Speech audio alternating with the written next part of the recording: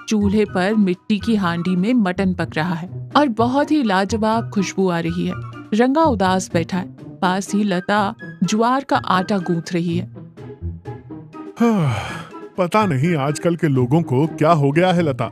खाने में रंग, अजीनोमोटो और रबड़ जैसे खिंचने वाले नाम दो तो लोग टूट पड़ते हैं। मैं सुबह 4 बजे उठकर सिलबट्टे पर मसाले पीसकर इस मिट्टी की हांडी में मटन बनाता हूँ, फिर भी खाने कोई नहीं आता। लगता है आजकल इस ईमानदारी की कोई कद्र ही नहीं बची है। लता मुस्कुराते हुए आटे की लोई बनाते हुए कहती है, आप बेकार ही परेशान हो रहे हैं जी। जिससे असली स्वाद की पहचान होगी वो कहीं से भी ढूंढता हुआ आ जाएगा। हमारा ये देसी नाश्ता, ये गर्मा गर्म ज्वार की रोटियां और शुद्ध देसी घी में बना देसी मुर्गा, इन फास्ट फूड खाने वालों को इसकी कीमत क्या पता। मेरे दादाजी कहते थे, खाना वो नहीं जो सिर्फ पेट भरे, खाना वो है जो जान में जान डाल दे। आप बस थोड़ा सब्र रखिए। तभी रंगा का दोस्त कमलेश हाथ में स्मार्टफोन लिए, आंखों पर स्टाइलिश चश्मा लगाए बड़ी हड़बड़ी में वहां आता है। अरे रंगा, तू कभी नहीं सुधरेगा यार। अपने ढाबे का नाम देख, ये पुरानी कुर्सियां देख, सब बाबा आदम के जमाने का है।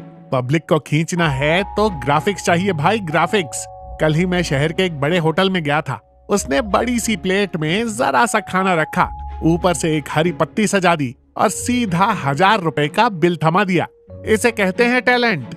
ढाबे में खाना बनता है भाई, ये ग्राफिक्स क्या होता है? और एक पत्ती रखने के 1000 रुपए? यही तो मार्केटिंग है जो तुझे नहीं आती। हम तेरे ढाबे का नाम बदलकर रंगास डाइनिंग एंड लाउंज रख देते हैं। मैंने अंग्रेजी में एक मेन्यू कार्ड भी सोचा है। सुन, तेरे इस मटन करी को हम कहेंगे mutton monster in red gravy और देसी मुर्गे को कहेंगे स्पाइसी चिकन चिली चमक। फिर देख पब्लिक कैसे पागल होकर आती है। लता हंसते हुए कहती है, कमलेश भैया, इन्होंने जिस देसी मुर्गे को इतने प्यार से पाला है, अगर आपने उसे चिली चमक बना दिया तो उस मुर्गे की आत्मा भी कभी शांत नहीं होगी। हमारे खाने में कोई मिलावट नहीं है, तो फिर इन नामों में अंग्रेजी की मिलावट क्यों? अरे भाभी जी, आप नहीं समझेंगी।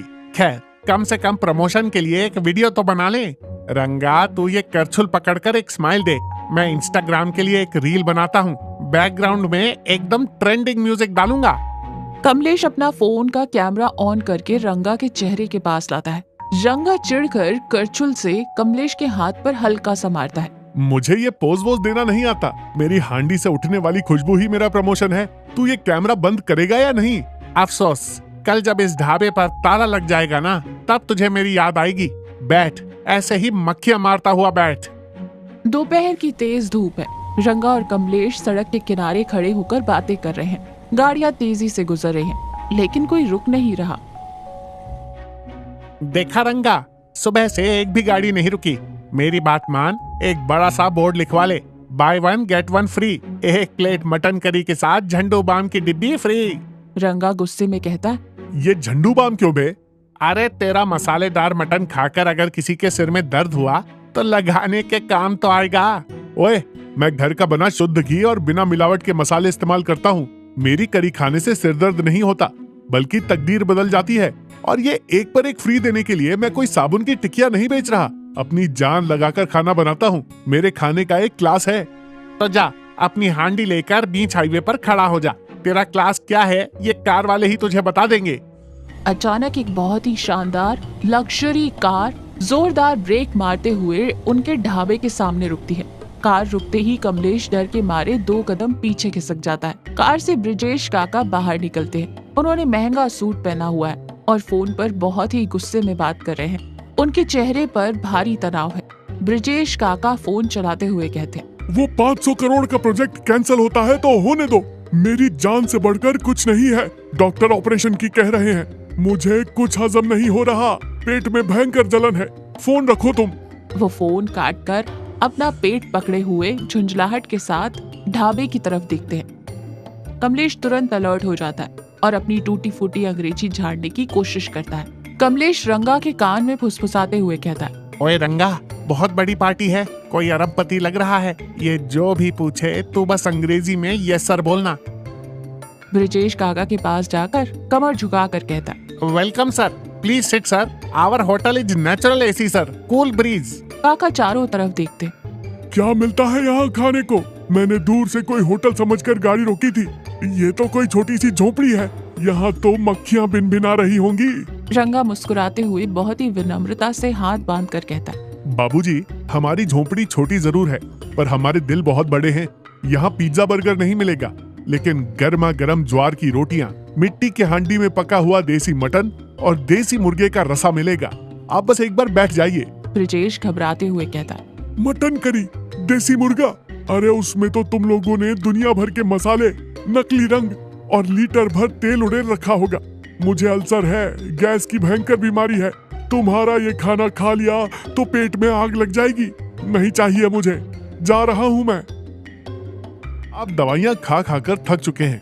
मेरी बात का यकीन मानकर सिर्फ एक निवाला खा लीजिए। अगर आपके पेट की जलन कम ना हुई तो मैं हमेशा के लिए अपना ढाबा बंद कर दूंगा। ब्रिजेश काका रंगा की आंखों में वो गजब का आत्मविश्वास और सच्चाई देखकर हैरान रह जाते। वो बिना कुछ कहे चुपचाप जाकर एक पुरानी कुर्सी पर बैठ जाते हैं। कमलेश घबराहट में अपने नाखून चबाने लगता है। लता एक केले का पत्ता बिछाती है, उस पर भाप निकली हुई जवाहर की 2 रोटियां, एक छोटी सी मिट्टी की कटोरी में मटन करी और थोड़े से प्याज रखती है। उसकी लाजवाब खुशबू पूरे ढाबे में फैल जाती है।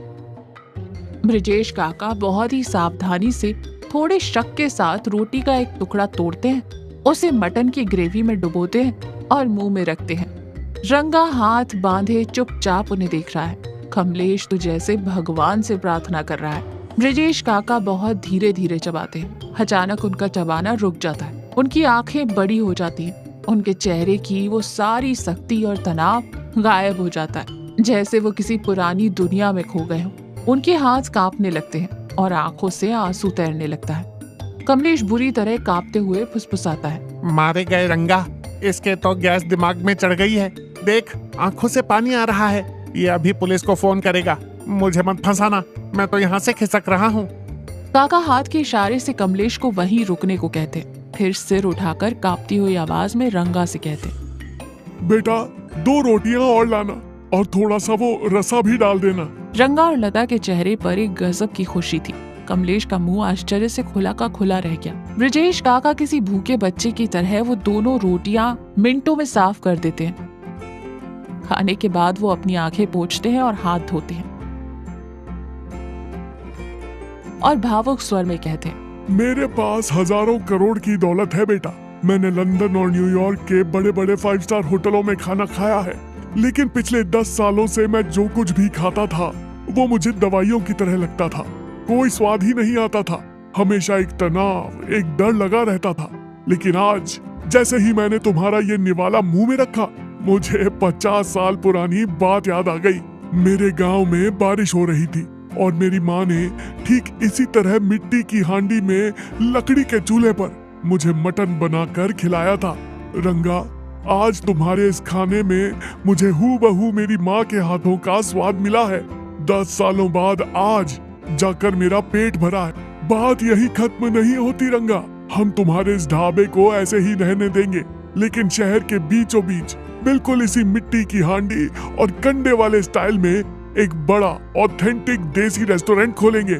सारा पैसा मेरा होगा और स्वाद तुम्हारे हाथों का। ये सुनते ही कमलेश तुरंत फिसलकर ब्रिजेश काका के बगल में आकर खड़ा हो जाता है।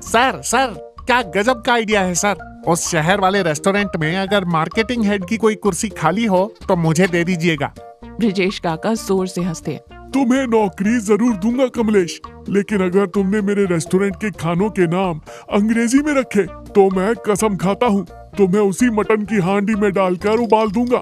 सब एक साथ ठहाका मारकर हंसते हैं। ब्रिजेश काका अपनी कार के ड्राइवर को भी बुला लेते हैं और फिर सब मिलकर रंगा, लता, कमलेश और ब्रिजेश काका बाहर खुली हवा में चटाई पर बैठकर एक साथ ज्वार की रोटियां और मटन करी खाते हैं।